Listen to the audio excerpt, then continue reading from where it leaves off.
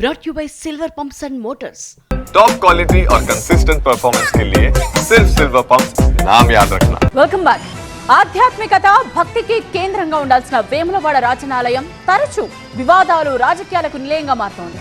ఆలయ విస్తరణ పనులపై ఇప్పటికే రాజకీయ దుమారం చెలరేగగా భక్తులు సమర్పించిన కోడలు రోజు మరణిస్తూ ఉండడంపై ప్రభుత్వాన్ని ప్రతిపక్ష బీఆర్ఎస్ బీజేపీ ప్రశ్నిస్తున్నాయి. వేములవాడ రాజన్న దేవాలయం తరచూ రాజకీయాలకు కేంద్రంగా మారుతోంది.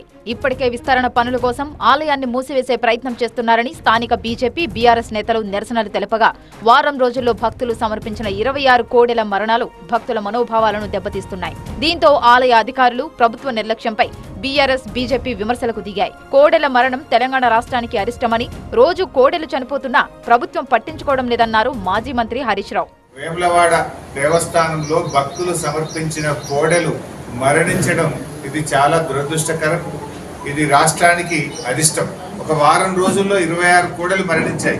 మరికొన్ని కోడెలు అనారోగ్యం పాలై చావు బతుకుల్లో కొట్టుమిట్టాడుతూ ఉన్నాయి. అయినా ప్రభుత్వం వాటిని రక్షించే ప్రయత్నం కూడా ఈరోజు చేయడం లేదు. అవసరమైతే మాకు అప్పచెప్పండి, బీఆర్ఎస్ పార్టీకి మేమన్నా వాటిని రక్షించే బాధ్యత మేము తీసుకుంటాం. ప్రభుత్వంగా మీ చేత కాకపోతే చెప్పండి. వేములవాడ ఆలయ అధికారుల తీరుపై కేంద్ర సహాయ మంత్రి బండి సంజయ్ సైతం ఇటీవల ఆగ్రహం వ్యక్తం చేశారు. ఈ కోడెలు చనిపోవడము కానవతిగా మారింది. దానికి వెంటనే దేవస్థాన అధికారులు ఏ అట్లా ఆలయం చెప్పంటారు.